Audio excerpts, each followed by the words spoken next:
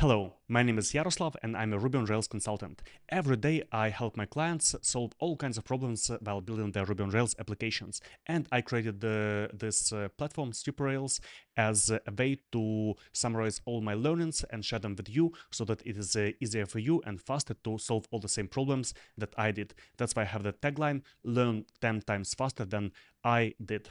Now, how can you use SupeRails? First of all, there is the YouTube channel, there are videos, and they are also curated into playlists. There are different kinds of nice playlists like Hot via Native and so on. There are also a few live videos. I also recommend watching them.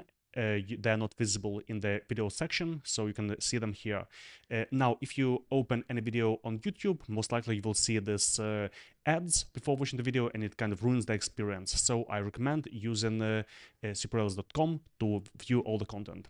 Now, under each video, I recommend you to also see the description. I have chapters to most of my videos that would help you navigate to the exact part of content that you are looking for. And also there are links to the source code for each commit I make. I try to make granular encapsulated commits so that it's easier for you to track. For example, here is a commit where I just add search functionality.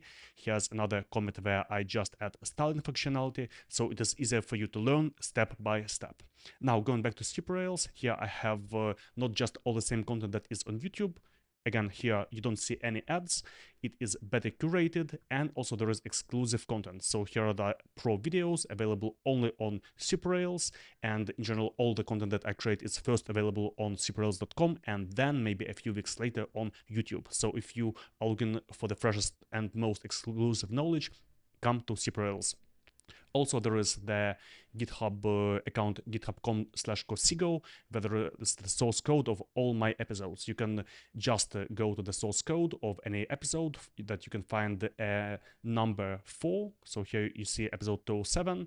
And if you go into the comment history, you see the comment for just creating the application. And here is the commit where I add actually all the functionality. So maybe you don't want to really watch the whole video, you can just have a look at the source code. Also, I have a blog where I have blog posts, so text versions of most of the videos that I create. Again, if you prefer learning not by watching videos but by reading, this might be the solution for you. So, what are you waiting for? Go, build something great, and I'll be here to help you.